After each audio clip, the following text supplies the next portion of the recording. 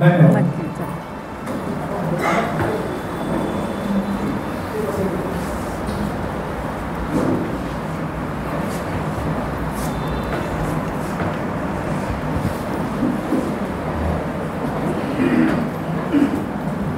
Hello, नमस्कार. थोडा आवाज अजून. हो, वाढवा थोडा. हॅलो हॅलो, नमस्कार. ऐकू येतो आवाज? नमस्कार. अजून थोडं. हॅलो. ठीक आहे. बोला पुंडलिक वरदे हरी विठ्ठल, श्री ज्ञानदेव तुकाराम, पंढरीनाथ महाराज की जय. नमस्कार. आपण सर्व श्रोते या सुंदर अशा मांदियाळीमध्ये आपण आलो आहोत आणि छान ज्ञानार्जन करणार आहोत. इतकी सुंदर वास्तू, शतकोत्तर अमृत महोत्सवी कार्यक्रम वर्ष हे आहे आणि त्याचा हा वर्धापन दिन. खूप कृतकृत्य आहे मी की इथे येऊन, या वास्तूमध्ये येऊन आपले विचार मी आपल्यासमोर मांडणार आहे. खरं तर ह्या कोल्हापूरच्या भूमीनी मला अनेक गोष्टी दिल्या. कोल्हापूरच्या भूमीत मी शिकले, वाढले. त्यामुळं माझ्या माहेरी मला ही अशी सेवा करता येते आहे यासाठी मी खरंच कृतकृत्य आहे. करवीर नगरचे संपूर्ण कार्यकारी मंडळ, अध्यक्ष आणि संपूर्ण संचालक मंडळ, आपले मनस्वी आभार. प्रथम आपण मला ही संधी दिलीत आणि आपल्या सगळ्यांशी मला आता संवाद साधता येतोय. आपण श्रोतेवर्ग, आज खरं तर रविवारचा दिवस, आपल्या सगळ्यांचे काहीतरी नियोजनं असतील, पण ती सगळी नियोजनं बाजूला ठेवून पाऊस असताना सुद्धा आपण इथे आला आहात. म्हणजे आपल्या आतमध्ये जे ज्ञानार्जन करायचं आहे, जे ज्ञान घ्यायचं आहे, ही सगळी जी भक्ती, प्रेम, आस्था जी आहे ती आपल्यामध्ये दिसून येते. एवढ्या पावसाच्या दिवसात सुद्धा आपण आला आहात. त्यामुळे आपल्या सगळ्यांच्या चरणी पुन्हा मनस्वी वंदन, अभिवादन. जसं माझा परिचय करून देताना सर म्हणाले की आज आई बाबा दोघंही आलेत आणि फादर्स डेचं हे गिफ्ट त्यांना मला देता येतं. खूप आनंद आहे, कारण साधारणतः हा विषय बाबांच्या आवडीचा आहे. त्यामुळं आज व्याख्यान देताना कुठेतरी एक थोडंसं दडपण आहे की कायमस्वरूपी एवढं व्याख्यान देणारे, महाराष्ट्रभर फिरणारे माझे वडील आज मला ऐकणार आहेत. त्यामुळे मला वाटतं की वडील म्हणून पण आणि परीक्षक म्हणून पण आज माझी खरीच कसोटी आहे त्यांच्यासमोर व्याख्यान करायचं. म्हणजे दोन्ही आजी आजोबांना माझ्या वंदन करते. का ते सांगते, कारण हा जो आजचा विषय घेतला आहे आणि ग्रंथोपजीवी आहे. झालं असं की लहानपणीपासून माझे दोन्ही आजी आजोबा, आईचे आई वडील आणि बाबांचे आई वडील, एका आजी आजोबांनी काय कंपार्टमेंट सांभाळलं की माझं वक्तृत्व, स्पर्धा ज्या गोष्टी आहेत सगळ्या, त्यासाठी व्याख्यानं असतील, भाषण असेल, कुठले कंटेंट असतील, ते लिहून मदत करून वक्तृत्वाच्या ठिकाणी पोहोचवण्यापर्यंत सगळी तयारी त्यांनी केली एका आजी आजोबांनी. आणि दुसऱ्यांनी काय केलं तर अनेक पुस्तक आणि ग्रंथ माझ्यासाठी आणून दिले. एकदा असंच झालं की आजोबांनी जवळपास 25,000 ते 50,000 रुपयापर्यंतचे ग्रंथ घरात आणले. सगळ्यांचे डोळे अगदीच आश्चर्याने मोठे झाले की बापरे, एवढे ग्रंथ काय करणार. आणि विचारलं पण कशाला एवढे ग्रंथ आणि काय करायचेत, हे भले मोठे ग्रंथ कोण वाचणार आहे आपल्या घरात आणि कशाला एवढा खर्च केला, असं विचारलं गेलं माझ्या आजी आजोबांना. त्यांनी शांतपणे, तेव्हा काही जास्त बोलले नाहीत आजी आजोबा, शांतपणे हे ग्रंथ तसेच त्यांच्या घरी ठेवले. हळूहळू एक एक करत त्यांनी मला द्यायला सुरुवात केली. आणि हा प्रसंग मला माहिती होता आणि मी पहिलं पान उघडलं त्या ग्रंथाचं आणि त्याच्यात असं लिहिलं होतं, आज रोजी तुम्ही हा ग्रंथ घेताय, त्याची किंमतही जास्त असेल, तुम्हाला वापरता आला नाही तरी तुमच्या पुढच्या पिढीला हा नक्की उपयोगी येईल. आणि खरंच तो ग्रंथ माझ्या हातात आला. आजोबा, आई वडील आणि मी 3 पिढ्या त्या ग्रंथावरती जगल्यात, म्हणून आणि ग्रंथोपजीवी आहे. करवीर नगर वाचनालय 8 पिढ्यांना सगळं पोचतंय. ग्रंथसंपदा 8 पिढ्यांची आहे करवीर नगरची. एवढ्या मोठ्या ग्रंथसंपदा असलेल्या वास्तूमध्ये एक छोटासा साधक त्याची कृतज्ञता व्यक्त करायला आलाय, म्हणून आणि ग्रंथोपजीवी आहे. आपण संपूर्णतः या ओळीमध्ये पसायदानाच्या ह्या ओळी आहेत, ह्या जर पाहिल्या, आणि ग्रंथोपजीवी विशेषी लोकी ये, ग्रंथावरती आपली उपजीविका हवी. म्हणून म्हणजे साधारणतः ह्या सगळ्या विषयामध्ये, या सगळ्या आजच्या संसारामध्ये वावरताना उपयोगी काय होणार आहेत, तर ग्रंथ उपयोगी होणार आहेत आपल्याला. आपली उपजीविका कशावर चालावी, तर ही ग्रंथांवरती चालावी. आणि ग्रंथांवरती उपजीविका चालली तर काय होणार आहे, ज्ञानोबा माऊली सांगतात की ही ग्रंथांवरची उपजीविका झाली तर तुमचा दृष्टादृष्ट जो कुठला भोग आहे त्याच्यावरती तुम्हाला विजय मिळणार आहे. आणि आज रोजी वाचन संस्कृती आपण बघायला गेलं तर वाचन संस्कृती पुढे मागे होते. कधी कधी पुस्तकं वाचली नाही जात. बऱ्या वेळेला असं होतं की आपण मोबाईलमध्येच आहोत, रील्स बघतोय. मोबाईलमधली सुद्धा कधी कधी पुस्तकं असतात, ती आपण कधी वाचतो का? ई पुस्तक आली म्हणतो तरी पण आपलं वाचन खूप कमी होतं. जर ते वाचायला सुरुवात केली तर आपली उपजीविका, आज जे रोजी आपण जगतोय, वावरतोय, तर त्या सगळ्या गोष्टी ग्रंथामध्ये आधीच लिहिल्या. ते जर आपण बघायला गेलं तर ते गाईडच आहे तसं. त्यामुळे हे ग्रंथ उपजीविकेसाठी कारण होणार आहेत, म्हणून आणि ग्रंथोपजीवी. आता हे फक्त ज्ञानोबा माऊलींचेच ग्रंथ आहेत का? नाही. सगळ्या संतांनी त्यांच्या आकलनानुसार, त्यांना आलेल्या अनुभवानुसार हे सगळे अनुभव ओव्यांमध्ये, अभंगांमध्ये, दोह्यांमध्ये लिहून ठेवलेत. आज ह्या सगळ्यांचा उहापोह आपण करणार आहोत. ठळकपणे आपल्याला माहिती असतात, ओवी अभंग माहिती असतात, पण आज आपण ठळकपणे आपल्या आतमध्ये गिरवूयात आणि मग त्यावर उपजीविका करायला सुरुवात करूयात. ब्रह्मचैतन्य गोंदवलेकर महाराज काय सांगतात की हे ग्रंथ कसे आहेत आणि हे ग्रंथ वाचावेत कसे. हे ग्रंथ असे वाचायचे आहेत की आपल्या घरच्यांनी दिलेलं एक पत्र असतं. आधी पत्रव्यवहार चालायचे. आपल्या घरच्यांनी दिलेलं जे पत्र आहे आपण ते कसं वाचतो, अगदी प्राणपणात आणून, अगदी डोळ्यात तेल घालून शब्द आणि शब्द अगदी मनापासून वाचतो. हे ग्रंथ आहेत ते तसेच वाचायचे. साधारणतः ग्रंथ वाचताना आपण सकाळची वेळ जर असं बघितली, पोथ्या कुठल्या वाचतोय, काय करतोय आपण, कुठलं एखादी ज्ञानेश्वरीचं पान उघडून बसलोय, चालू झाले सगळे ज्ञानेश्वरी वाचायला, कुठलं पोथी सुरू झाली, श्रीसूक्त म्हणतोय आपण, काही असेल.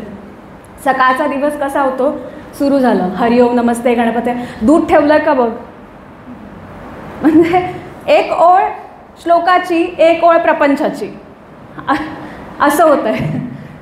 म्हणजे आपल्या मनात एक अजून विचार सुरू आहे, समोर वाचन सुरू आणि मनात अजून एक विचार सुरू आहे. म्हणजे त्या अक्षरावर जर अक्षर आपण गिरवलं तर ते वाचता येणार आहे का? नाही. म्हणजे आज रोजी आपण ग्रंथ कसे वाचतोय, ते अक्षरावर अक्षर गिरवल्यासारखे वाचतोय, ते आपल्याला आतमध्ये उतरणारच नाही आहेत, आपल्या आतमध्ये ते येणारच नाही आहेत. म्हणून गोंदवलेकर महाराज म्हणतात की हे ग्रंथ कसे वाचावेत, आपल्या घरच्यांचं जे पत्र येतं त्या पत्रासारखे ते ग्रंथ वाचावेत. आणि ग्रंथ काय काम करतात ते काय सांगतात की डोळ्यात खडा छोटासा गेला असेल कुठला, तर लोणी घालून आपण ते बाहेर जसा काढतो तशा मऊ लोण्यासारखे, मऊ सर असे ते काम करतात आपल्या आयुष्यावरती. म्हणजे आपल्या आयुष्यातले खडे, आपल्या आयुष्यातले प्रॉब्लेम्स हे बाहेर काढण्यासाठी हे ग्रंथ काम करत असतात. बरं, आता अजून पुढची कडी काय करतात, ते काय म्हणतात की हे ग्रंथ आहेत कसे. हे ग्रंथ म्हणजे संतांनी लिहिलेलं आपल्यासाठीचं मृत्यूपत्र आहे. म्हणजे काय की मृत्यूपत्र तेव्हाच लिहिलं आपल्याकडचं धन आपल्या पुढच्या पिढीला मिळावं. आता कुठला बाप किंवा कुठले वडील हे मृत्यूपत्र असं लिहितील ज्यांना माहिती असतं की आपला मुलगा पुढे काही जास्त कमवू शकत नाही किंवा त्याला गरज लागेल, पुढे त्याला मदत लागेल, म्हणून ते मृत्यूपत्र लिहिलं जातं की माझ्याकडून अजून 4 गोष्टी. संतांचे ग्रंथ हे त्यांच्या मृत्यूपत्रासारखेच आहेत असं गोंदवलेकर महाराज सांगतात. म्हणजे आपल्याला पुढे जाण्यासाठी संतांनी किती साऱ्या गोष्टी देऊन ठेवल्यात बघा. आपण काय काय गोष्टी घेतो आतमध्ये हे गरजेचं आहे. तसं बघायला गेलं साधारणतः तर ग्रंथ वाचन जसं मगाशी म्हणले की एक ओळ परमार्थाची, एक ओळ प्रपंचाची असं होतं. तर ग्रंथांचं वाचन होताना नुसतंच वाचन करतो का, एक एक शब्द आतमध्ये उतरला पाहिजे, एक तरी ओवी अनुभवावी. ग्रंथांचं वाचन जे होतं ते कसं व्हायला पाहिजे की नुसतं अर्थेविण वाचन कासया करावे व्यर्थची मरावे घोकून, या तुकाराम महाराज सांगतात. तेव्हा ते म्हणतात की एक एक शब्द त्यातला जो आतमध्ये उतरला पाहिजे, तो शब्द आतमध्ये उतरला तरच महत्त्वाच्या ह्या सगळ्या गोष्टी आहेत. वाचन संस्कृती आधीपासून संस्कृत कवी श्री हर्षसुद्धा सांगतात की वाचन कसं आहे की असं हवं वाचन की सतत थोडं थोडं थोडं जे वाचन आहे ते वाचन करत करतच तुम्ही पुढच्या मार्गाला जाऊ शकता. योग वासिष्ठ जे आहेत, प्रभू श्रीरामांनी जेव्हा त्यांना संसाराचे प्रश्न पडले तेव्हा प्रभू श्रीरामांनी काही प्रश्न विचारले आणि मग त्यानंतर योग वासिष्ठांनी उत्तरं दिली, ज्याचे श्लोक 32 सहस्त्र श्लोक आहेत. त्याच्यामध्ये योग वासिष्ठ सांगतात काय की तू ग्रंथांचं वाचन, साधुसंग, ग्रंथांचं वाचन आणि साधुसंग केलास तर तद्दी नरैव 9 मासेह, म्हणजे तत्क्षणी, एका महिन्यात सुद्धा नाही, तुला तत्क्षणी मुक्ती लाभेल, तत्क्षणी परमपदाला जाऊन पोचशील जर तू ग्रंथांचं वाचन केलं, जर तू साधुसंग केलास तर. पण मग आपलं काय होतं की आपल्याला सगळं माहिती असतं, आपण सगळं पुस्तकात वाचतो, चर्चेमधनं बोलतो, सगळ्या गोष्टी सुरू असतात, पण ते आत उतरत नाही. ते आत कसं उतरत नाही, एक खूप छान गोष्ट आहे. 2 काशीचे पंडित असतात. असं होतं की एकदा ते भांग पितात. बरं, ती भांग चढावी म्हणून ते आपल्याला ज्ञात असेल, ते खूप वर्ण जशी ओतली तर ती भांग चढते असं म्हणतात. तर इतकी चढलेली भांग त्या दोघंही पंडितांनी पिलेली असते. हळू चालत चालत चालत नदी किनारी ते येतात. ते म्हणतात आता घरी जायचं, नाव दिसते समोर, एक काम करू आपण आता नावेतून घरी जाऊ. दोघंही पंडित भांग प्यालेले एकदम धुंदीत आणि नावेत बसतात. नावेत बसल्यानंतर ते म्हणतात की हे बघ इथेच वल्लव आहे, आपण वल्ली आहे, आपण वल्लून जाऊ आपल्या घरी, अर्ध तू अर्ध मी, ठरलं, सगळं ठरलं. आता ती रात्रीची वेळ, सगळा काळोख, अर्धी वेळ तो पंडित एक जो आहे तो नाव वल्हवतोय, नंतर दुसरा वल्हवायला लागला. हळूहळू झुंजूमुंजू पहाट झाली आणि त्यांना थोडी थोडी जी भांग आहे ती उतरायला लागली. आणि भांग उतरल्यानंतर काय झालं की ते आजूबाजूला बघतात तर तीच ठिकाणं दिसतात आपल्याला, त्याच गोष्टी दिसतात, काही समजेना. त्यातला एक जो पूर्णपणे शुद्धीवर आला आणि तो म्हणाला की अरे हत्तेजा, आपण अजून काठावरच. म्हणे काय झालं काय, काठावरच म्हणजे झालं काय, अरे दोर ठेवली ना तिथे बांधून खुंट्याला काठावरतीच, बसलो रात्रभर वल्लवत. म्हणजे काय झालं की जी दोर आहे ती त्यांनी सोडलीच नाही. तसंच आपलं आहे, भरपूर वाचन करू, भरपूर पठण करू, भरपूर श्लोक तोंडपाठ, पण संसाराची जी दोर आहे ती तोडली नाही तर तिथं जोरात वल्लवून उपयोग तो काय. म्हणून संसाराची दोर तोडण्यासाठी संतांचा संग हवा, त्यांच्या ग्रंथांचा आधार घ्यायला हवा. पतंजली सूत्रात सांगितलं आहे की अविद्या, अस्मिता, राग, द्वेषाभिनिवेशा, क्लेशः, म्हणजे हे क्लेश सांगितले आहेत त्यांनी. साधनापादमध्ये हे सगळे क्लेश जेव्हा सांगितले जातात, अविद्या, अस्मिता, राग, द्वेष, अभिनिवेश म्हणजे आसक्ती, हे जेव्हा क्लेश सांगितले जातात तेव्हा अविद्या म्हणजे काय की हा माझाच संसार आहे, हे माझं सगळ्या गोष्टी आहेत, मी माझे पणजे होतं सर्व दुःखाचे कारण, की ह्या सगळ्या गोष्टी माझ्यात, माझा मुलगा, माझा नवरा, माझी बायको, माझे सासू सासरे, माझा संसार, माझं घर, हे माझं मी माझेपण जे आहे हे सगळी अविद्या आहे. तर ह्या अविद्येला बाजूला सारायचं आहे. ही अविद्या असल्यामुळे क्लेश आहे. तर अविद्या असताना आपल्याला ही बाजूला सारायची आहे. त्यासाठी आपल्याला ह्या सगळ्या ग्रंथांची जोड पाहिजे, गुरुची जोड हवी, त्या तत्त्वज्ञानाची जोड हवी, पण ती काही होत नाही. मग तुकाराम महाराज ते काय सांगतात की आपल्याला समोर इतकं छान दिलेलं असताना आपण परत संसाराच्या मायात गुरफटतो. ते म्हणतात की कुत्र्यासी दिले पंचपक्वान्न तरी त्याचे चित्त हाडावरी. असंच होतं. ही अविद्या बाजूला ठेवायची असेल तर आपल्याला ह्या सगळ्या गोष्टी, हे जे क्लेश आहेत बाजूला ठेवायचं असेल तर एक एक ओवी आतमध्ये यायला पाहिजे. अविद्या सांगताना आपण ज्ञानोबा माऊलींचा अमृत अनुभव जर बघितला तर अमृत अनुभवामध्ये त्यांनी सांगितलं आहे ही सगळी अविद्या जी आहे, अज्ञान जे आहे, अज्ञानाला बघायला गेलं तर त्याची सगळी कार्य आपल्या हातामध्ये येतात. आता कार्य कुठली? अर्थापत्ती, अनुपलब्धी, शब्द, उपमान, अशी बरीच कार्य, अज्ञानाची कार्य. तर आपण अज्ञान बघायला गेलं तर फक्त ज्ञान उरतं. आता ह्याचं उदाहरण ज्ञानोबा माऊली काय सांगतात अमृत अनुभवामध्ये, छोटासा दिवा घेऊन अंधार कुठं आहे हे बघायला छोटासा दिवा घेऊन जा, तिथे अंधार उरणार आहे का? नाही. तसंच अज्ञान कुठं आहे हे बघायला ज्ञान घेऊन गेलं तर तिथेही ज्ञानच राहणार आहे. ही जी संकल्पना आहे ते अमृत अनुभवामधलं ज्ञान अज्ञान खंडन. जे अज्ञान आहे ते बघण्यासाठी ज्ञान घेऊन जातो तर आपल्याला ते दिसत नाही, आणि गेलो बघायला तर ती सगळी अज्ञानाची कार्यत, अज्ञान नाही. बीज अंकुरेशी सरळ वेली दिसे वेल्हाळ, ते बीज नव्हे केवळ बीज कार्य होय. म्हणजे बीज जे आहे त्याच्यापासून येणारी वेल आहे ते आपण बघायला गेलो तर बीजाचं कार्य ते बीज नाही.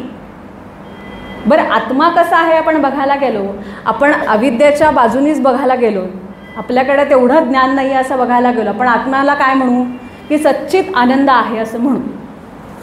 पण मग ज्ञानोबा माऊली काय सांगतात की सच्चित आनंद शब्दसुद्धा त्याच्यासाठी कमी पडतात. सत असदत्वे मावळले, चित अचितत्वे गेले, सुख दुःख झाले काही ना की.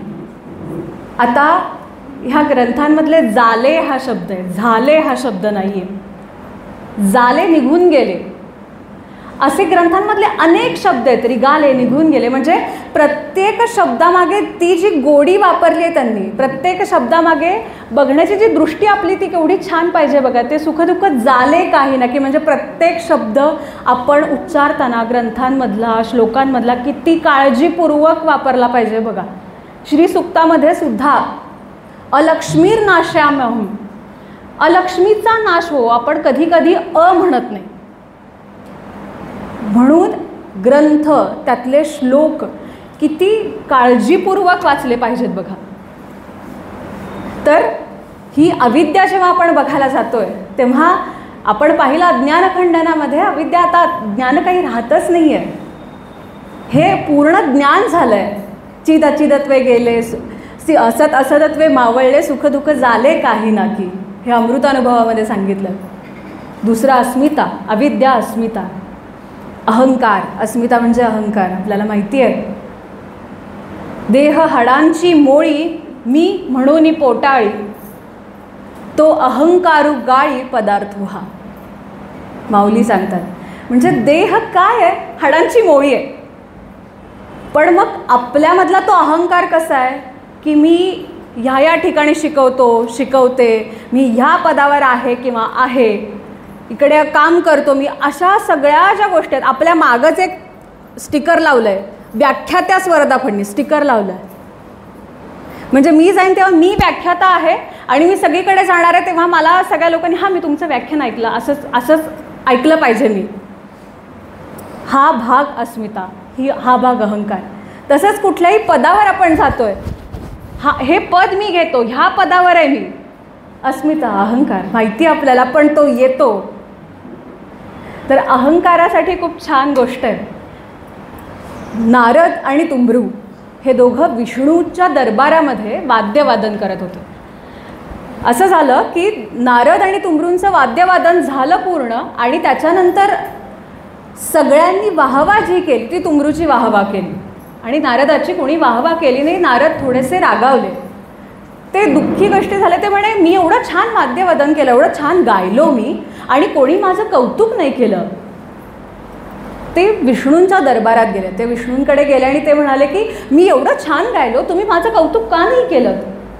ते म्हणाले की एक काम कर, तू शंकरांना जाऊन विचार. शंकरांकडे गेले तरी पुन्हा तेच.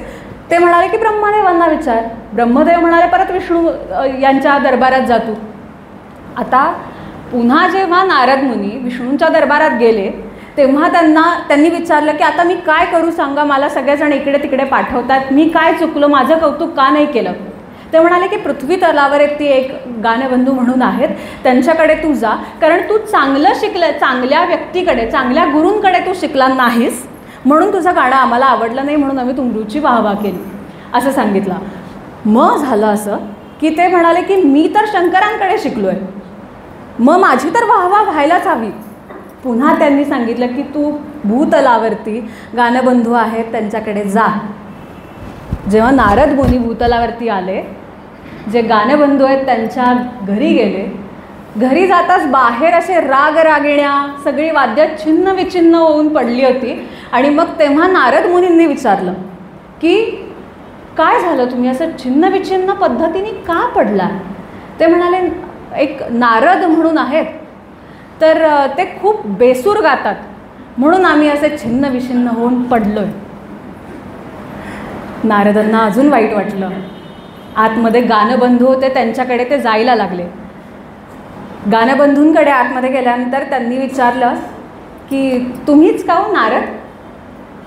मग नारदांच्या लक्षात आलं की हा सगळा प्रकार जो आहे, महाविष्णू, शंकर आणि ब्रह्मदेवांनी हा सगळा जो प्रकार रचलाय तो फक्त आणि फक्त माझ्यासाठी रचलाय का, तर माझा अहंकार निघून जावा म्हणून.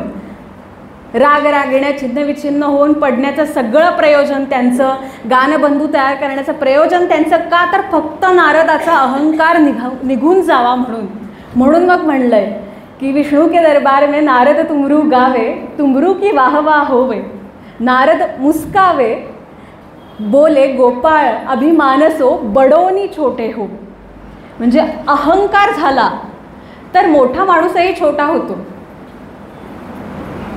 तत्क्षणी नारदांचा अहंकार मावळला. पुढच्या वेळेला जेव्हा ते गायले, अहंकार विरहित गायले, तेव्हा त्यांची वाहवा झाली.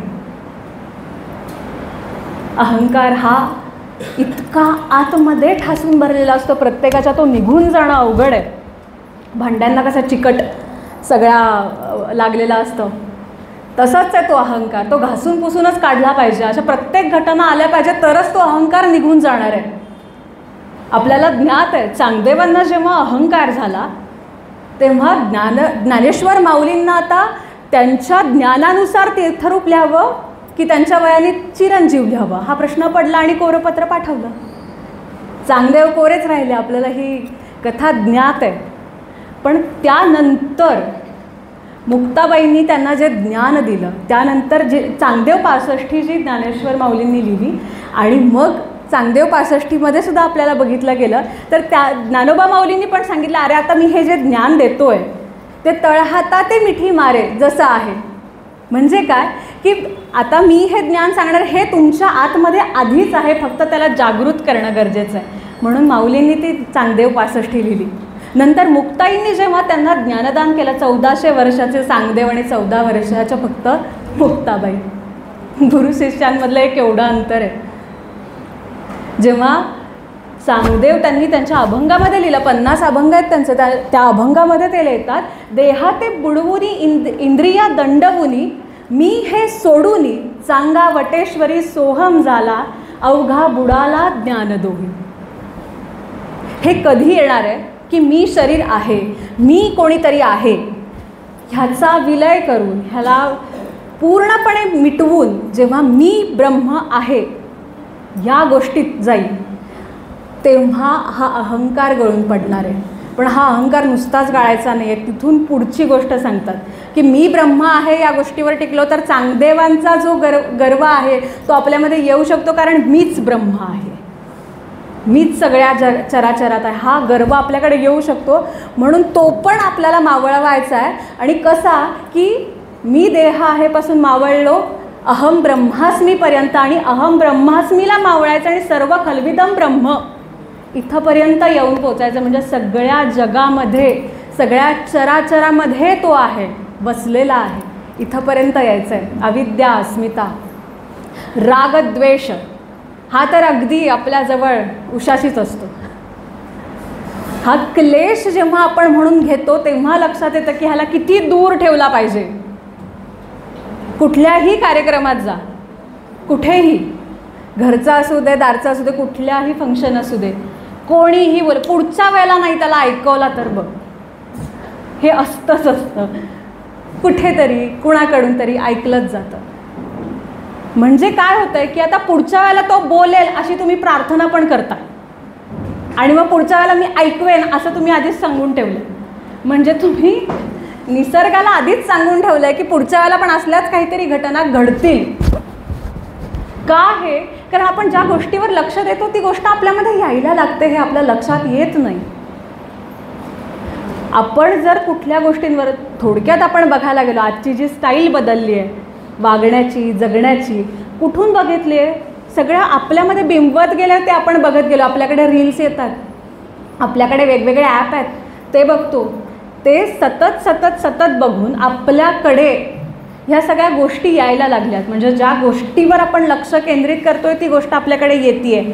म्हणजे रागद्वेषाच्या बाबतीत हे जोडायचं झालं तर पुढच्या वेळेला हा माणूस मला बोलेलच हे आपण आधीच इमॅजिन करून ठेवलं, पुढच्या वेळेला तो बोलणारच. स्वामी विवेकानंद सांगतात, पळतसा धरण्यात तुम्ही सावल्या, ज्या अस्ति केवळ मनी कल्पिल्या, मिळतची केवळ ह्या फळ, कलह आणि दुष्ट मंगळ. म्हणजे हा रागद्वेष किती किती हानिकारक आहे तरीसुद्धा आपल्याकडे असतो, तरीसुद्धा आपली रागराग होतो, चिडचिड होते, द्वेष होतो. अजून एक छानसं उदाहरण की रागद्वेषावरती साधारणतः म्हणजे संतांना किती राग यायला हवा खरं तर, एवढ्या सगळ्या, पण आतमध्ये ते ज्ञान आहे, ते क्लेशांना त्यांनी बाजूला केलं आहे म्हणून त्यांना काही अशा गोष्टी शिवत नाहीत. जेव्हा सूरदास, संत सूरदास जेव्हा ते भगवंताचं गीत गात होते, भजन गात होते, ते नेत्रहीन होते. आणि व्हायचं असं की सूरदास हे जेव्हा मंदिरात जायचे तेव्हा मंदिरात गेल्यानंतर भगवंताचं त्या दिवशीचं जे रूप आहे त्या रूपाचं तंतोतंत वर्णन त्या भजनात त्यांच्या असायचं. असं झालं की कित्येक वेळेला की त्यांना जे जे दागिने चढवत गेलेले आहेत त्या त्या दागिन्यांचं वर्णन त्या त्या वेळेला त्यांनी केलेलं आहे. जे जे कपडे त्यांना परिधान करायला दिलेले आहेत आणि ते जे परिधान करवत होते त्या त्या कपड्यांचं, त्याचं वैभव, त्या आभूषणांचं कौतुक त्यांच्या भजनामध्ये यायचं. आणि व्हायचं असं की त्या देवळामधला जो एक निस्सीम भक्त होता त्याला प्रचंड त्यांच्यावर सूरदासांच्या या सगळ्या भजनावरती शंका यायची आणि ते म्हणायचे की हे असं कसं शक्य आहे, प्रत्येक वेळेला जो दागिना चढवला जातो त्यावरतीच भजन कसं येतं. म्हणून त्यांची परीक्षाच घ्यायची ठरवली की वेगवेगळ्या पद्धतीनं काही का असे ना ह्यांना कसं तरी बघायचं आणि यांची परीक्षाच घ्यायची. आता झालं असं की एकदा त्या सेवकांनी काय केलं की त्यांना काय वाटलं की हे अंदाजाने ह्या सगळ्या गोष्टी चाललेल्या आहेत की आता बहुतेक आभूषणं चढवतील म्हणून हे वर्णन करतात, असं काहीतरी अंदाजाने सूरदास करतायत असं त्या सेवकाला वाटलं. आणि त्या सेवकांनी काय केलं की एकदा जे परिधान करायचे कपडे भगवंताचे त्यांनी ते ठेवलेच नाहीत, फक्त आभूषणच दिली. म्हणजे भगवंतानी फक्त आभूषणं घातली आणि त्या दिवशी सूरदास आले आणि ते म्हणाले, अरे चा आज भगवंतानी कपडे परिधान करायचे ठरवलेच नाही आहेत का? म्हणजे सूरदासांची ही नेत्रहीन होते ते, पण त्यांची ही दिव्य दृष्टी होती. आणि मग त्यानंतर सेवकांनी सांगितलं की मी फक्त तुमची परीक्षा घेण्यासाठी अशा गोष्टी केल्या. मग परीक्षा घेण्यासाठी आपण भगवंताला दावणीला बांधतोय, पण त्या क्षणी तिथे सूरदास काहीही बोलले नाहीत, ते शांत राहिले. आज भगवंताची हीच लीला आहे म्हणाले आणि तिथून पुढे त्यांनी भजन जे काय आहे ते रचण्याला सुरुवात केली. अविद्या, अस्मिता, राग, द्वेष, अभिनिवेश. अभिनिवेश आसक्ती, जीवनाविषयीची जी आसक्ती आहे ती किती असते आपल्याला माहिती आहे. आपल्याला सगळ्या गोष्टी हव्या असतात, हे हवं असतं, ते हवं असतं, सगळं हवं असतं. ती आसक्ती, ती माया म्हणजे काय? अजून एक गोष्ट ऐकू. तर नारद आणि भगवान श्रीकृष्ण हे वनातून चालले होते आणि वनातून चाललेले असताना नारदांनी एक प्रश्न विचारला की भगवान मला सांगा ही माया म्हणजे काय? तेव्हा ते शांत झाले, पुढे वनात चालत होते. एकदा असं झालं, चालता चालता ते म्हणाले की अरे नारदा मला तहान लागली आहे आणि तू पाणी आणून दे. तर जेव्हा नारद पाणी आणण्यासाठी त्या जंगलातून बाहेर पडून एका गावाच्या ठिकाणी गेले, तर तिथे त्या गावामध्ये ज्या घरामध्ये ते पाणी मागायला गेले तिथे एक तरुणी होती. तर त्या तरुणीच्या नारद प्रेमात पडले. तिथे असं झालं की त्या तरुणीच्या प्रेमात पडल्यानंतर नारदांनी विवाहासाठी मागणी घातली त्या तरुणीला आणि त्यानंतर त्यांचं लग्न झालं. तरुणीचे जे वडील होते त्यांनी त्यांच्या नावावरती ज्या सगळ्या गोष्टी आहेत, धन, दौलत, पैसा, सगळा नारदांच्या नावाने केला. नारदांच्या नावाने केल्यानंतर त्यांना छान संसार त्यांचा सुरू झाला, 2 मुलं झाली, संपूर्ण त्यांचा संसार थाटलेला होता, छान घर वगैरे होतं. आणि त्या गावात एकदा असं होतं की पूर येतो आणि त्या पुरामध्ये नारदांचं जे काही कमवलेलं धन, दौलत, पैसा, घर आहे ते सगळं वाहून जातं. त्या पुरातनं वाट काढण्यासाठी नारदांची बायको आणि 2 मुलं हे सगळे त्या पुरातनं वाट काढत पुढे जायला लागतात. पुढे जाताना होतं असं की त्या पुराच्या प्रवाहात एक मुलगा त्यांचा वाहून जातो आणि त्यानंतर त्याला वाचवायला म्हणून नारद जातात, तर दुसरा मुलगा पण त्यासोबत वाहून जातो. बरं, आता जिच्यासोबत आयुष्य कंठायचं आहे ती बायको फक्त सोबत आहे, आपल्याकडचं सगळं निघून गेलं आहे. जेव्हा बायकोला ते घेऊन पुरातनं मार्ग काढायला लागतात, ती बायकोही प्रवाहातनं त्या वाहून जाते आणि त्यांचं सगळं घर उद्ध्वस्त होतं. नारद दुःखी कष्टी होतात आणि बसलेले असतात आणि मागून आवाज येतो, अरे एक घटिका झाली, पाणी आणून देतोस का? म्हणजे 1 तासामध्ये संपूर्ण 12 वर्ष निघून जातात, ती म्हणजे माया आहे.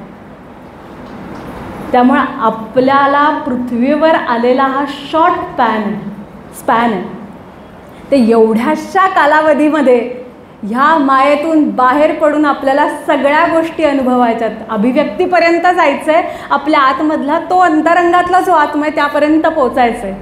त्यासाठी ही सगळी मायेचा जो सगळा प्रवाह आहे तो बाजूला सारून आपल्याला जायचं आहे. ही अस्मिता, ही माया, हा अभिनिवेश आहे, हे सगळे क्लेश आहेत. मग हे सगळे क्लेश बाजूला करण्यासाठी काय सांगितलं आहे संतांनी? की काही नाही, संतांच्या चरणीच लीन व्हा. जेव्हा सगळे संत सांगतात की संतांची या पायी दृढ माझा विश्वास, सर्व भावे दास झालो त्यांचा, म्हणजे सगळ्या गोष्टी तुम्हाला मी अर्पण करून टाकलेल्या आहेत, संतांच्या चरणी लीन होऊयात, हे सगळे क्लेश बाजूला सारतील. राग, द्वेष, अभिनिवेश, आसक्ती, हे सगळे जे द्वेष आहेत हे सगळे बाजूला जातील. फक्त काय करायचं आहे की संत चरणी आपल्याला लीन व्हायचं आहे. संत चरणी लीन होताना आपल्याला जे म्हणजे लीन, आणि ते कसं व्हायचं आहे की आज रोजी संसारातल्या सगळ्या माया ज्या आहेत त्या मायांपासून मुक्त होण्यासाठी आपल्याला भगवंताची प्राप्ती करून घ्यायची. तमिळमधले एक संत आहेत तिरुक्कुरल नावाचे. तर तिरुक्कुरल हे म्हणजे, तिरु म्हणजे काय? महापुरुष. तिरुक्कुरल, आता कुरल म्हणजे काय की कुरल ह्याचा अर्थ 2 चरण होतात. त्यांचा जो ग्रंथ आहे तिरुक्कुरल नावाचा, तिरुवल्लुवर हे संत आहेत आणि तिरुक्कुरल त्यांचा ग्रंथ आहे. वल्लू त्यांची जात होती. वल्लुव जातीतले महापुरुष तिरुवल्लुवर आणि त्यांचा ग्रंथ तिरुक्कुरल. कुरल म्हणजे 2 चरण. आता त्यांचा जो ग्रंथ आहे तो त्यांच्या भाषेतला वेद मानला जातो. धर्म अर्थ काम या 3 भागामध्ये तो विभागला आहे. प्रत्येक भागामध्ये कविता आहेत 10 आणि चरणं आहेत 2. दुपाई वृत्तात आहे. तर आता आपल्याला भाषेचं सौंदर्य बघा, आपण कुठली आपली सोडून दुसरी भाषा ऐकली किंवा कानडी, तेलुगू, तमिळ काही ऐकलं तर आपल्याला वेगळं वाटतं. तर ती भाषा आणि तो श्लोक कसा आहे, पर्रुग पर्र राग परैणी अप्परे पर्रुग पर्रू विडरकू. कळलं काहीच नाही ना पण इंटरेस्टिंग आहे काहीतरी. म्हणजे संत साहित्य मी वाचताना काय केलं की साधारणतः प्रश्न विचारला जातो की ह्या वयात तुम्ही सगळे मुलं जे आहेत, तुम्ही एवढी टेक्नोसॅव्ही मुलं, तू संत साहित्य वाचतेस कसं? मी इंटरेस्टिंग काहीतरी शोधून काढते. हे माझ्यासाठी इंटरेस्टिंग आहे. पर्रुग पर्र राग अप्परे परैणी अप्परे पर्रुग पर्रू विडरकू. आता विडरकू म्हणजे काय? त्याग. म्हणजे भाषेचं सौंदर्य बघा. आणि आपल्यासाठी किती सुंदर सगळे ग्रंथ रचून ठेवलेत. बरं, त्याच्या चाली पण सगळ्याच्या वेगळ्याच. आपण आपल्या श्लोकांमध्ये बघायला गेलो तर ऊर्ध्वमूलमध्ये शाखम अश्वत्थम प्राहुरव्ययम ही एक चाल. छंदांसी यस्य पर्णानी यस्तम वेद स वेदविद. बरं, कंटाळाला अधश्चोर्ध्वाम प्रस्तुता तस्य शाखा गुण प्रवृद्धा विषय प्रवाला. वेगळी चाल. प्रत्येकाच्या वेगळ्या. संस्कृत सुभाषिताची वेगळी चाल आहे. सुसंगती सदा घडो सृजन वाक्य कानी पडो कलंकमतीचा जडो विषय सर्वथा नावडो. म्हणजे प्रत्येकाच्या चाली वेगळ्या. श्रीसुक्त म्हणताना वेगळे, हरिओम नमस्ते गणपते.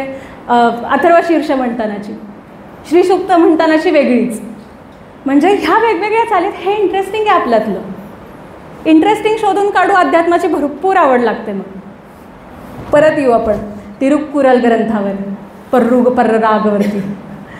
तर अर्थ त्याचा असा की जेव्हा तुम्ही वासनेमध्ये असता, संसारामध्ये असता आणि तुम्हाला बाहेर पडायचं, जर तो ईश्वर जो आधीच वासनाहीन आहे, जो आधीच संसारातनं बाहेर पडला आहे, त्याच्याशी बद्ध व्हा, त्याला जाऊन जोडा, म्हणजे संतसंग.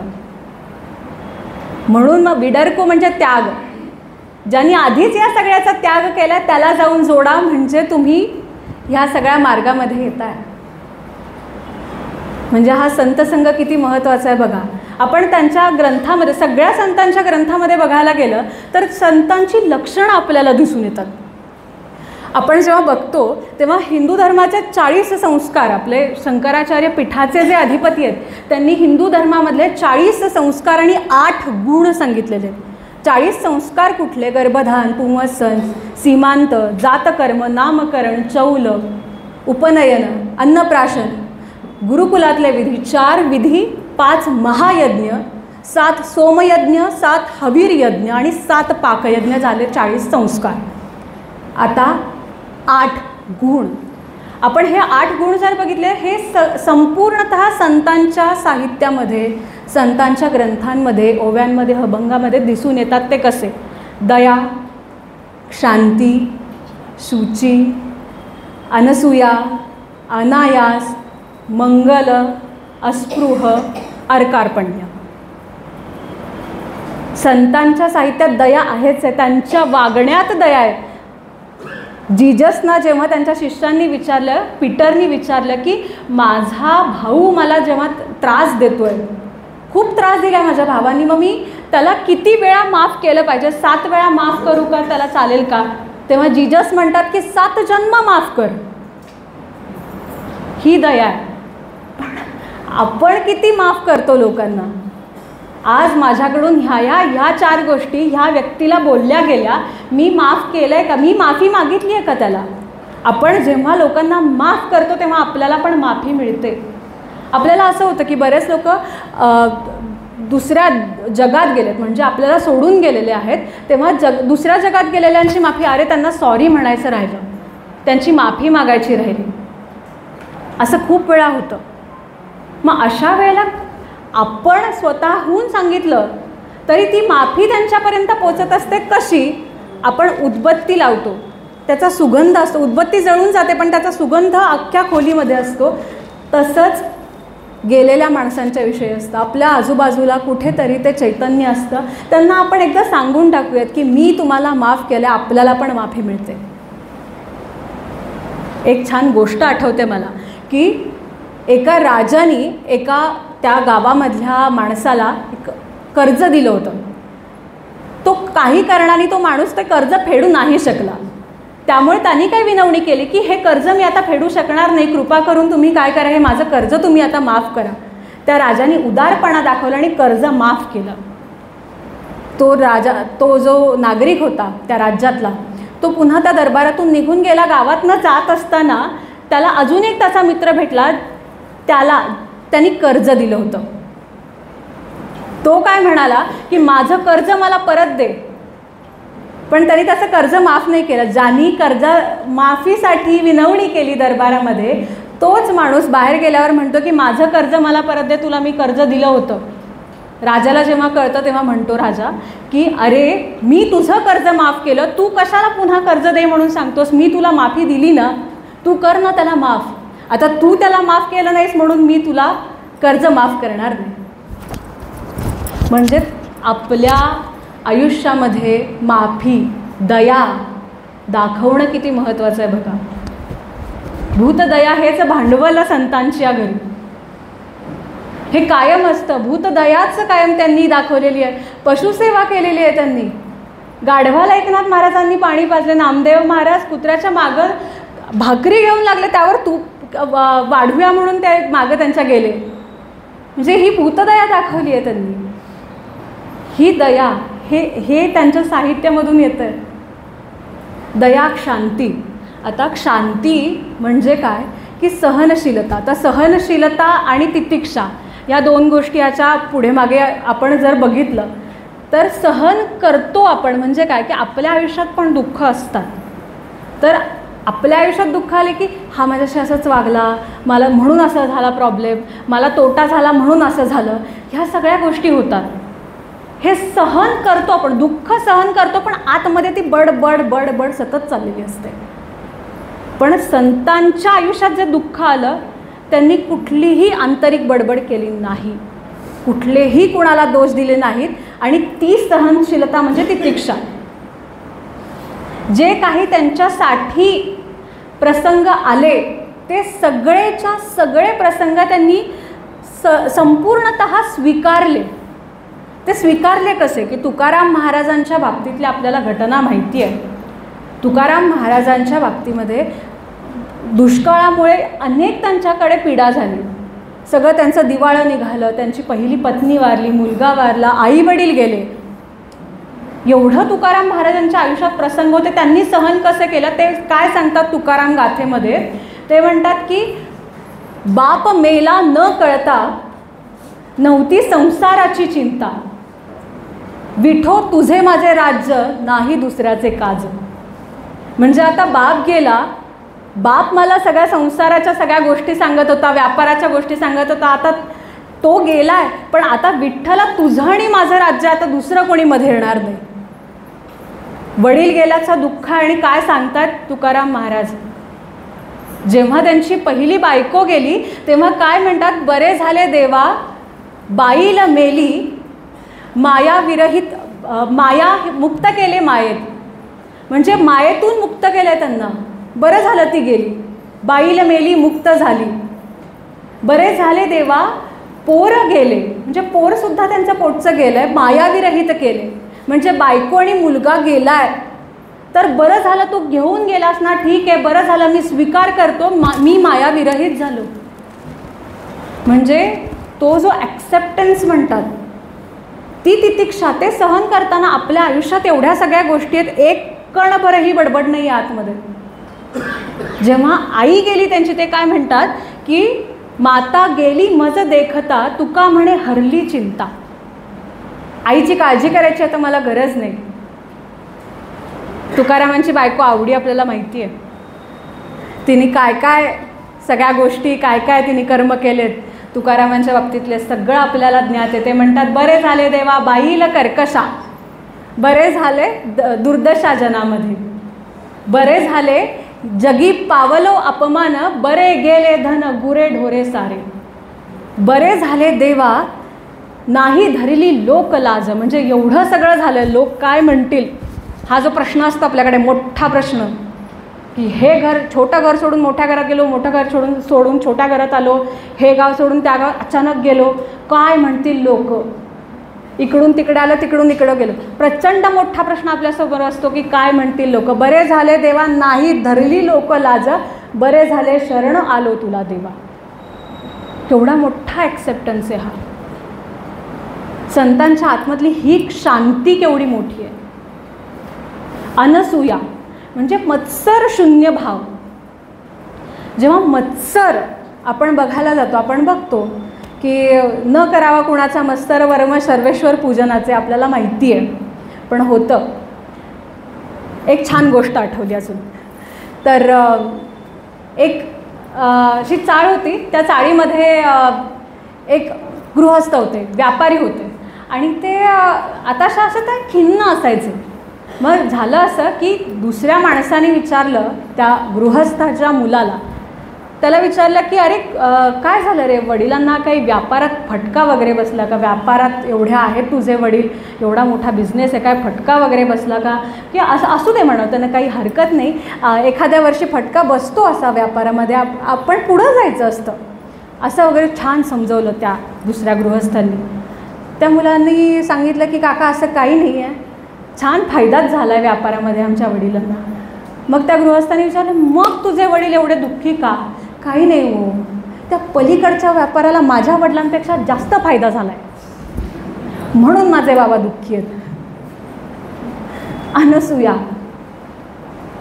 ह्याला संतांनी कसं रिॲक्ट केलं आहे बघा, कसा प्रतिसाद प्रतिक्रिया दिली आहे बघा. चैतन्य महाप्रभू आणि त्यांचे मित्र असं झालं की योगायोगाने एकाच विषयावर ग्रंथ लिहित होते. जेव्हा त्यांच्या मित्रा चैतन्य महाप्रभूंच्या मित्राला कळालं की आपले मित्रसुद्धा त्याच विषयावर ग्रंथ लिहितात, तेव्हा चैतन्य महाप्रभूला म्हणाले की अरे मी हा ग्रंथ लिहितोय की प्लीज कृपा करून तू हा ग्रंथ लिहू नकोस. चैतन्य महाप्रभूंनी काय केलं असेल, कुठलाही मत्सर अंगी बाळगला नाही, कुठलाही राग ठेवला नाही, आपण लिहिलेल्या त्याच विषयावरचा ग्रंथ पाण्यात सोडून आले. मत्सर शून्य भाव. अनसूया संतांच्या ठाई कशी आहे बघा. शुची, शरीराची शुद्धी. आपण जेव्हा शरीर शुद्धीचा विषय येतो तेव्हा आपल्याला सर्वांना ज्ञात असलेल्या गोष्ट, देह देवाचे मंदिर, आता आत्मा परमेश्वर, नाही निर्मळ जीवन काय करील साबण. सगळे आपल्याला हे अभंग माहिती असतात. जसे दुधामध्ये लोणी तसा देही चक्रपाणी, जशी उसात हो साखर तसा देही हो ईश्वर, देह देवाचे मंदिर. तर ह्या सगळ्या गोष्टी आहेत. संत बसवेश्वर काय म्हणतात की पापी माणसाचं शरीर जे कसं आहे ते पडीक घरासारखं आहे. त्यामुळे शरीराची शुद्धी कशी हवी, शरीर शुद्ध ठेवायचं आहे. कारण विनोबा भावेंचं एक खूप सुंदर उदाहरण आहे. त्यांनी काय सांगितलं की कंदिलाची काच कशी आहे ना, जी ज्योतीचं रक्षण करते. आपण आपल्या शरीराबाबतीत जर बघायला गेलो तर आपलं शरीर हे कंदिलाची काच आहे आणि तो आत्मा आपला ती ज्योत आहे. म्हणजे त्या ज्योतीचं रक्षण आपलं शरीर करतं आहे. मग अशा शरीराला किती व्यवस्थित पद्धतीने त्याला ट्रेन केलं पाहिजे आपण म्हणू आजच्या काळात, की किती छान पद्धतीने त्याला व्यवस्थित काय म्हणू ट्रेन करतो. म्हणजे काय करतो की चांगल्या गोष्टींकडे जातो. म्हणजे फक्त आंतरिक शुद्धी कशी आहे हे आपण बघतो, पण बाह्य शुद्धी, कंदिलाची काच जर काळी असेल, मलिन असेल तर ती ज्योतीचा प्रकाश तेवढा येणार नाही आहे. म्हणून आपली जी ज्योत आहे, आपलं जे शरीर आहे ते आपण कसं ठेवलं पाहिजे. अजून एक खूप छान उदाहरण आहे सूरदास आणि तुलसीदास यांचं. सूरदास आणि तुलसीदास हे दोघंजणं जेव्हा भेटले, तुलसीदासांनी प्रभावित होऊन खरं तर ग्रंथ लिहिला श्रीकृष्ण गीतावली हा. पण सूरदास आणि तुलसीदास जेव्हा भेटले तेव्हा झालं असं, तुलसीदास म्हणाले की रामनाम एवढं मोठं आहे की दगडावरती जर आपण राम लिहिलं तर सगळा तो दगड जो आहे तो सगळा तारतो आणि आपण भवसागर सगळा तरून जातो. असं एवढं मोठं रामनाम आहे. मग सूरदास म्हणाले असं काही नाही, श्रीकृष्णाचं पण नाव तेवढंच मोठं आहे. रुक्मिणींनी आपल्या तुळशीच्या पत्रावरती विठ्ठलाचं नाव लिहून सगळ्या भक्तांना तारलं, म्हणजे श्रीकृष्णाचं नाव पण तेवढंच मोठं आहे. मग ठरलं की हे कुठलं नाव मोठं, राम की श्रीकृष्ण, ह्यातलं कुठलं नाव मोठं आहे बघण्यासाठी आपण तुला करायची. मग एका तुलेमध्ये एका बाजूला तुलसीदास बसले, जे रामाचे प्रचंड रामनाम जप करायचे, आणि एका बाजूला सूरदास बसले. ती तुला झाली आणि तुलेमध्ये तुलसीदास ह्यांचं पारडं जड ठरलं. सूरदासांना खूप वाईट वाटलं. सूरदास खिन्न होऊन बसले आणि ते म्हणाले की असं कसं झालं, श्रीकृष्णाचं नाव केवढं मोठं आहे, श्रीकृष्णाचा जप करणं किती छान आहे, आणि माझं पारडं जड व्हायला हवं होतं, तुलसीदासांचं पारडं जड कसं झालं. हे समजावताना श्रीकृष्ण त्यांच्यासाठी आले. आता ते कसे प्रत्यक्षात आले की ध्यानात आले हा विषय बाजूला आहे, पण श्रीकृष्ण त्यांच्यासाठी समजवण्यासाठी आले सूरदासांकडे. आणि श्रीकृष्णाने सांगितलं तुमच्या दोघांचीही भक्ती सारखीच आहे, काही फरक असा नाही. मग सूरदासांनी विचारलं मग तुलसीदासांचा पारडं जड का. तेव्हा भगवान श्रीकृष्णांनी सांगितलं की तुलसीदास हे संपूर्ण परमार्थ जेव्हा करत असतात तेव्हा देहाची पण काळजी घेतात. खाण्यापिण्याकडे ते दुर्लक्ष करत नाहीत, व्यवस्थित 4 घास त्यांच्या पोटात जातात, भगवंताचं नाव घेऊन त्यांच्या पोटात जातात. त्यामुळे त्यांचं शरीर जे हवं तसं सुदृढ आहे, म्हणून त्या पारडं फक्त त्यांचं जड झालं, भक्ती मात्र दोघांची सारखीच आहे.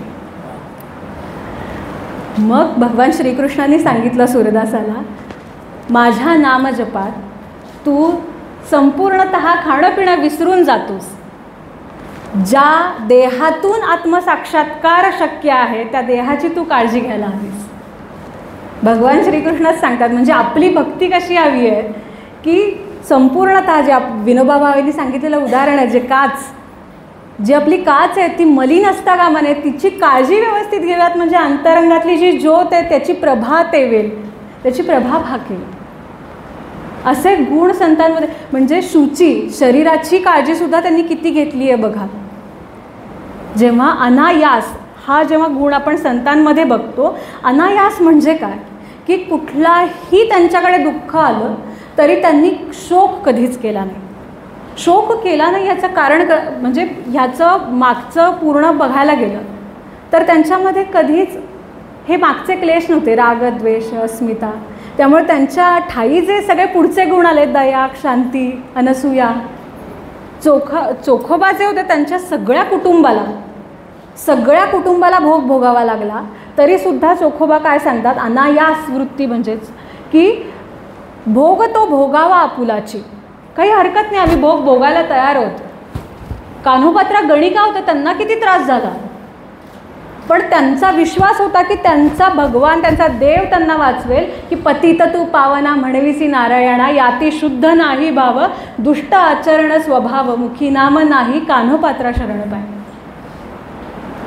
सगळा त्रास आहे पण मला भगवंता तू तारशील हे मला माहिती आहे. शोक कशाचाच नाही केला त्यांनी. हा अनायास. अर्कारपण्य म्हणजे दान. जेव्हा मुक्ताईंनी चांगदेवांना, सगळ्याच संतांनी खरं तर दान दिलंच, पण मुक्ताईंनी जेव्हा चांगदेवांना दान दिलं हे, तेव्हा 14 वर्षाच्या मुक्ताईने 1400 वर्षाचे चांगदेव,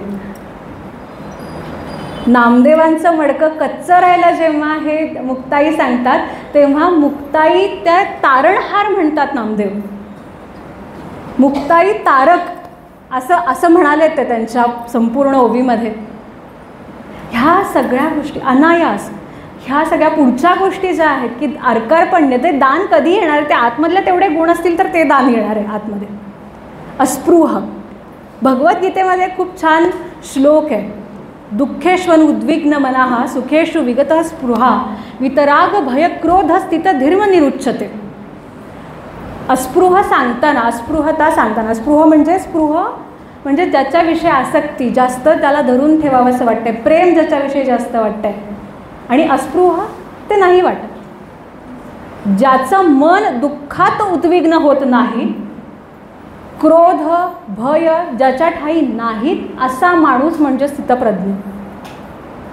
आता हे स्थितप्रज्ञता संतांच्या ठाई आहे, ही अस्पृहता संतांच्या ठाई आहे. बरं, ही अस्पृहता कशाची हवी आहे? की सगळा संसार, मोह माया, सोने चांदी जे काही आहे, ह्या सगळ्याच्या विषयी जी स्पृहा भाव आहे तो संतांच्या ठाई कधीच नव्हता. सोने चांदी आम्हाला मृत्तिके समान आणि बाकी माणिक खडे पाषाण जैसे, जेव्हा आपण ऐकतो तेव्हा हा अस्पृह भाव कसा आहे बघा. पण हा अस्पृह भाव फक्त संसाराविषयी नाही, तर ह्याच्या पुढचा अजून एक भाव आहे. अजून एकदा पुन्हा तमिळ संतांकडे आपण येऊयात. तिरुमुलर नावाचे संत आहेत, त्यांनी तिरुमंत्रम हा ग्रंथ लिहिला. तर अस्पृहता भाव कसा सांगितला बघा. आता आहेत त्या गोष्टींच्या विषयी अस्पृहता असली पाहिजे, हे गोष्ट ज्ञात आहे.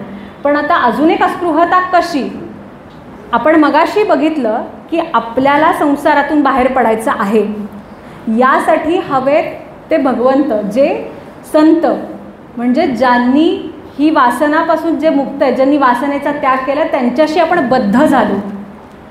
हे तिरुवल्लुवर यांनी सांगितलं. तर तिरुमुलर काय सांगतात की जेव्हा तुम्हाला आत्मज्ञान होतंय, तर ते आत्मज्ञान झाल्यानंतर जी ईश्वराशी सुद्धा बद्धता, ईश्वराशी जे बांधलेलं आहे ते सुद्धा तुम्ही तोडलं पाहिजे. मग त्याचा तमिळ श्लोक काय आहे? असई अरुमिंगल असई अरुमिंगल ईश दाईनुम असई अरुमिंगल. म्हणजे ईश्वराशी असलेली बद्धता सुद्धा तुम्ही नंतर तोडली पाहिजे. आता ह्याला उदाहरण म्हणजे आपले रामकृष्ण परमहंस. रामकृष्ण परमहंस त्यांना जेव्हा आत्मसाक्षात्कार झाला, हे ज्ञान त्यांच्या आतमध्ये जेव्हा आलं, तेव्हा असं झालं की ते मूर्तीपासून वेगळे होऊ शकत नव्हते, विरग होऊ शकत नव्हते. म्हणजे अजून मूर्तीमध्येच त्यांना तो भगवंत दिसत होता. म्हणजे ईश्वराशी असलेली बद्धता तोडा, जे तिरुमुलर सांगतात त्याचं उत्तम उदाहरण परमहंस. ईश्वराशी असलेली बद्धता तोडा यांच्यासाठी सांगितलं काय परमहंसांना, की जे कालीमातेचं शिर आहे ते आता पुन्हा ध्यानातून की प्रत्यक्षात ह्या गोष्टीच्या बाजूला आपण जायला नको. पण कालीमातेचं शिर आहे ते उडवून टाक, म्हणजे तू त्या मूर्तीपासून वेगळा येशील. म्हणजे सगुण साकार ते निर्गुण निराकारापर्यंतचा जो प्रवास आहे परमहंसांचा, तो कधी झाला? जेव्हा त्यांनी कालीमातेचा शिरच्छेद केला. म्हणजे ईश्वराशी असलेली ती बद्धतासुद्धा त्यांची सगळी तुटली गेली. हे गुण सगळे संतांच्या ठाई आहेत. पण हे कधी? जेव्हा एक तरी ओवी अनुभवावी, नामदेव म्हणतात. ही सगळी ओवी अनुभवली तर हे गुण दिसणार आहेत. ओवी अनुभवली तर आपल्याकडे ते आजच्या काळात बोलायचं झालं तर इम्प्लिमेंटेशन होणार आहे. छोट्या छोट्या गोष्टींपासून आपण सुरुवात करू शकतो. शांती जसं म्हणाले, जो प्युअर ॲक्सेप्टन्स आजच्या काळात म्हणायला गेलं तर छोटीशी गोष्ट आहे की आत्ता कुठेतरी फोन लावला, समोरचा माणूस फोन नाही उचलत आहे, मनात चिडचिड सुरू होते. काय ह्याला कळत नाही का आत्ता महत्त्वाच्या वेळेला फोन करतोय, ह्याला उचलायचीच गरज नाही का, हा असंच कशाला? आपण शांती शिकलो त्याचं काय? तो प्युअर ॲक्सेप्टन्स, ती सहनशीलता तिथे दाखवून आत्ता या क्षणाला आपण काय करू शकतोय? काहीच नाही करू शकतो. मग मनाकडे 1 2 3 4 5 10 झाले, मग 11पासून सुरू करा. 11 झाले, 12पासून सुरू करा, 21पासून सुरू करा. हा प्युअर ॲक्सेप्टन्स. छोट्या छोट्या गोष्टीपासून सुरुवात करू शकतो आपण या सगळ्या गोष्टींची. तरच ह्या संतांच्या ग्रंथांमधले एक एक ओवी आपल्या आतमध्ये येणार आहेत. जेव्हा आत्मज्ञान होतं तेव्हा संतांचं जे ग्रंथ आहेत, संतांचे जे पूर्ण ओव्या आहेत, ते किती छान पद्धतीने ते एक्सप्लेन करतात. एक्सप्लेन म्हणजे पूर्ण उदाहरणं किती छान छान दिली आहेत. आता बघा की जेव्हा आत्मज्ञान तुम्हाला होत असतं तेव्हा त्यानंतर तुम्हाला काय काय अनुभव येतात. कबीर म्हणतात, सुनता है गुरु ज्ञानी गगन में आवाज हो रही जी. मुक्ताईंचा आपल्याला अभंग माहिती आहे, मुंगी उडाली आकाशी तिने गिळले सूर्याशी. ज्ञानोबा माऊलींनी अमृत अनुभवामध्ये जीवनमुक्ती दशा कथनमध्ये जेव्हा सांगितलं की आत्मज्ञान जे आहे, म्हणजे आपण सगळे क्लेश संतांच्या चरणी विलीन केले. अविद्या, अस्मिता, राग, द्वेष, अभिनिवेशा, क्लेशा, हे जे क्लेश आहेत ते हे सगळे क्लेश आपण सगळे संतांच्या ठाई विलीन केले. मन बुद्धी सगळं त्यांच्या पायी ठेवलं आणि त्यानंतर फक्त भक्ती, ज्ञानमार्ग असेल, भक्तिमार्ग असेल, कुठलाही असेल तो जर अवलंबला, त्याच्यानंतर एक आत्मज्ञान होते. ते कसं आहे आपल्याला सगळ्यांना ज्ञात आहे, देव पाहावयासी गेलो, देव होऊनी बैसलो.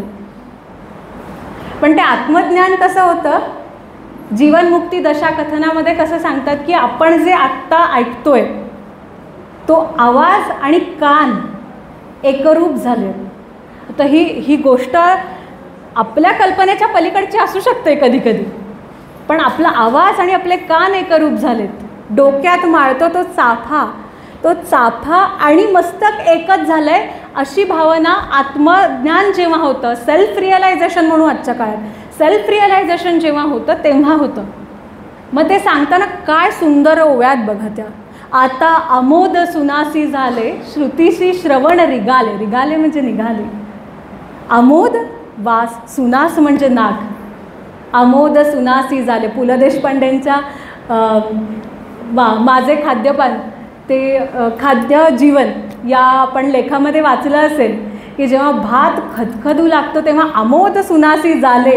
हा जो काय अनुभव आहे, आमोद सुनासी म्हणजे की त्याला पौष्टिक खाद्य ह्या संपूर्ण संकल्पनेत बांधू कसा. आमोद सुनासी झालेचा अर्थच हा की माझं तो वास आणि नाग सेम, अगदी तो जो पूर्ण अनुभव आहे सारखाच आहे. अमोद सुनासी झाले, श्रुतीशी श्रवण रिगाले, आरिसे उठिले लोचनेसी, आपुले समीरपणे वेल्हाळती विंजणे, की माथेची चाफेपणे बहकताती, जिव्हा लोधलीसे कमळ सूर्यपणे विकासे, चकोरची जैसे चंद्रमा झाला. चकोरच चंद्रमा होऊन गेला. आता हे आत्मज्ञान, हे सेल्फ रिअलायझेशन जेव्हा होत असतं तेव्हाचा हा अनुभव नमूद करून ठेवलेला, तेव्हाचा हा अनुभव ज्ञानोबा माऊलींनी सगळ्या संतांनी नमूद करून ठेवला. बरं तो का लिहिला? आज आणि ग्रंथोपजीवी म्हणतो, ग्रंथावरती उपजीविका करतोय, मग उपजीविकेसाठीच फक्त जे काय सोल्युशन आहे ते बघितलं असतं तरी चाललं असतं. पण आपलं साधारणतः बघायला गेलं तर अंतिम लक्ष जे आहे ते प्रत्येकाचं कुठेतरी सूक्ष्मातलं सूक्ष्म लक्ष आपलं आत्मज्ञान तरी असतंच प्रत्येकाचं. सेल्फ रिअलायझेशन मिळवणं हे लक्ष असतंच, बऱ्यापैकी लोकांचं लक्ष असतं. मग हा अनुभव नमूद करून ठेवला आहे म्हणजे सगळ्यात वरची अवस्था नमूद करून ठेवलेली आहे. म्हणजे आपल्याला कळतं की आपण कुठे कुठे आहोत आणि कुठल्या कुठल्या पायऱ्या चढायच्यात, हे ग्रंथांमुळे कळतं आहे. आपण हॉटेलमध्ये जातो, गुगल मॅपवर बघतो किंवा आपण गुगलवरती सर्च करतो की हे हॉटेल कसं आहे, त्याचे रिव्ह्यूज कसे आहेत, 4.5 स्टार आहे का, कुठला कमी स्टार आहे, 3 स्टार आहे, 2 स्टार आहे, हे बघतो आपण. गुगलचे रिव्ह्यूज येतो. तसा आत्मज्ञानानंतर तुम्हाला काय मिळणार आहे हा रिव्ह्यू आधीच देऊन ठेवला आहे संतांनी. म्हणजे इतकं सुंदर, इतकं भव्य काहीतरी आपल्याला दिसणार आहे आत्मज्ञान मिळाल्यानंतर. मग आपण तिथे जायला काय हरकत आहे? म्हणून आपण छोटीशी पायरी तरी चढू शकतो. म्हणून आणि ग्रंथोपजीवी आहे.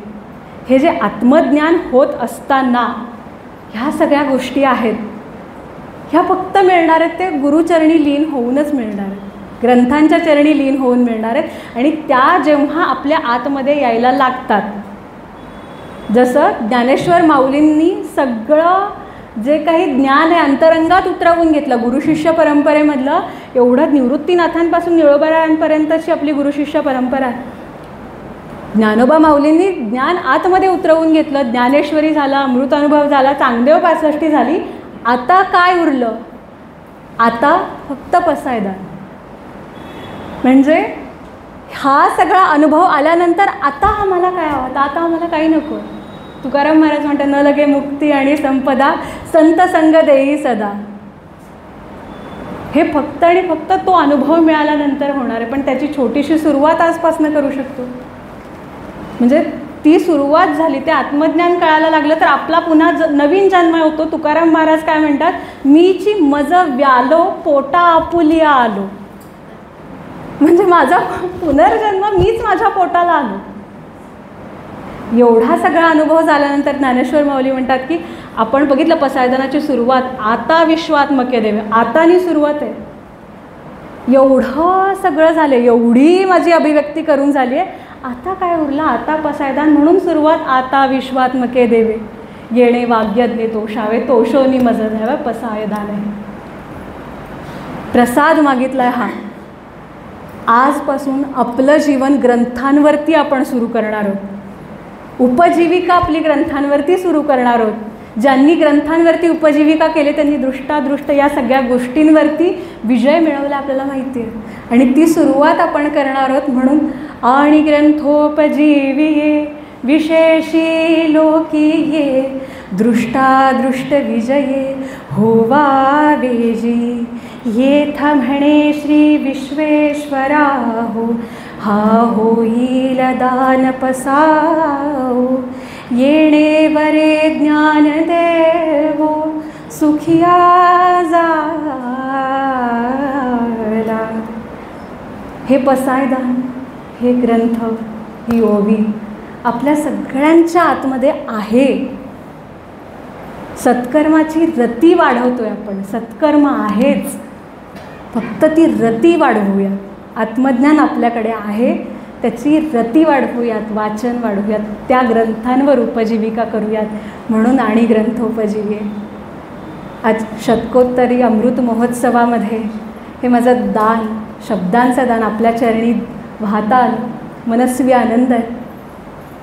बोबडे बोला आज बोलोनी गेले, अर्पिते शब्दपूजा चरणी आपुल्या, राष्ट्रकल्याणा झिजावा हा देह, हीच प्रार्थना मनी माझी. धन्यवाद.